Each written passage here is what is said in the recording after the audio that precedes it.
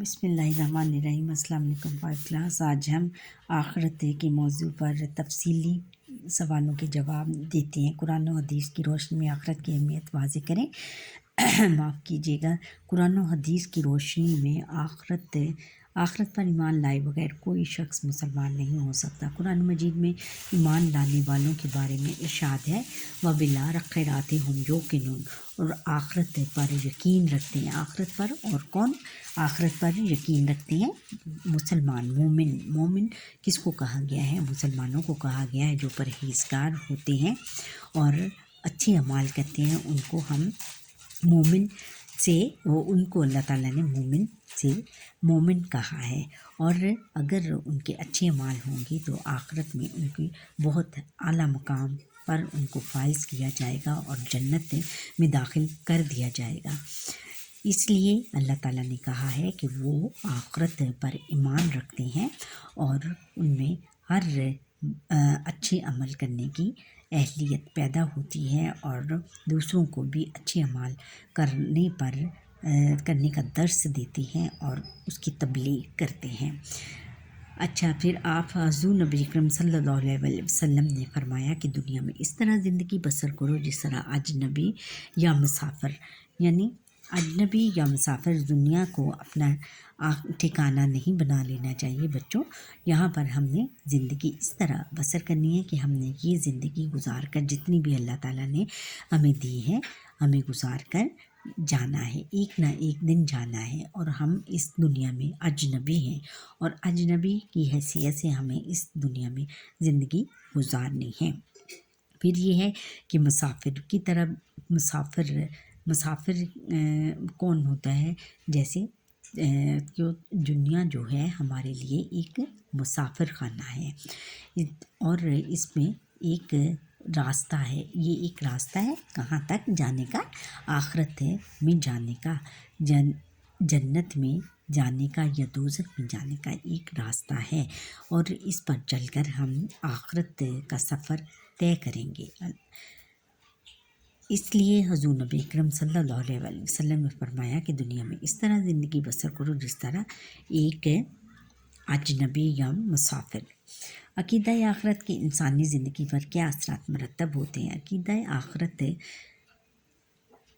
آخرت کی انسانی زندگی پر اثرات بہت زیادہ مرتب ہوتے ہیں۔ سب سے پہلا یہ ہے کہ انسان کے اندر نیک کام کرنے کا جذبہ پیدا ہوتا ہے۔ جس کو عقیدہ آخرت پر یقین ہوتا ہے بچوں، وہ نیک عمل کرنے پر اس کے اندر جذبہ پیدا ہوتا ہے، یعنی اس کو آخرت کے تمام پہلوؤں کے بارے میں پتہ ہوتا ہے کہ اللہ تعالیٰ نے کس بات سے منع کیا ہے اور کس بات کو کرنے کی اجازت دی ہے، تو وہ پھر اپنے تمام اعمال اللہ تعالیٰ کے بتائے ہوئے راستے کے مطابق کرتا ہے اور اسی پر چل کے جنت میں جگہ اپنی بنا لیتا ہے۔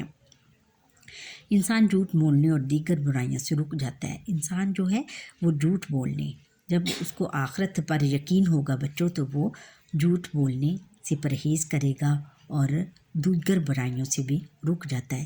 جھوٹ جب بولنے سے پرہیز کرے گا تو پھر اس طرح بہت ساری برائیاں اس سے چھوٹ جائیں گی، اور کیونکہ جھوٹ ہر برائی کی جڑ ہے۔ انسان اللہ تعالیٰ کی نافرمانی سے بچ جاتا ہے، اور جس کو آخرت پر یقین ہوتا ہے بچوں وہ اللہ تعالیٰ کی نافرمانی یعنی اس کے حکم عدولی کرنے سے بچ جاتا ہے۔